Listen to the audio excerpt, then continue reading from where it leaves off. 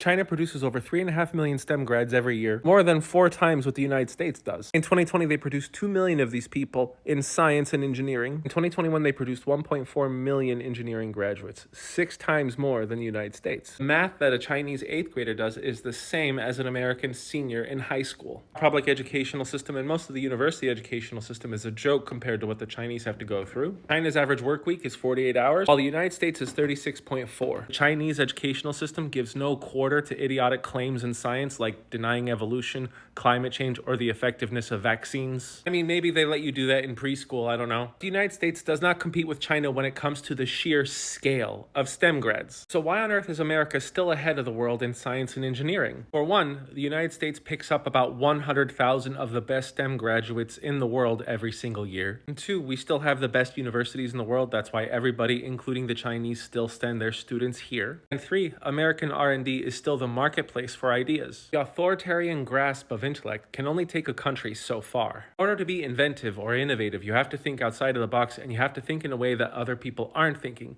and that generally leads to questioning of authority, or at least raising questions of authority in others, even if it comes to thought. Sadly, America is a much freer place for that than China. America has a lot of its faults, and its public educational system sucks, but there is funding for brilliant thinkers and inventors. The American marketplace says, great, you have a dissenting idea that's revolutionary, come here, we'll pay you. I don't know if this is going to last forever because there is an idiotic religious movement that is keeping our students very dumb in the red states. Perfect example, China definitely has the advantage of quantity, but when it comes to quality, let's just look at their skyscrapers. Shanghai Tower, the tallest building in China, was made by an American architecture group, Gensler. Same thing with their second largest building, and their fourth, and their fifth, their sixth, their seventh, and their 10th. These skyscrapers are supposed to be symbols of China's prominence, yet they trusted Western architecture firms rather than their own for most of them. Now again, I don't deny that the average Chinese student or the average Chinese worker is much more competent than the average American. But that extra inch needed for innovation and world-changing technology isn't accomplished by an army of people who are taught to just say yes. I am the Geo Husar, and if you're an American who's offended by what I've said about China's advantages,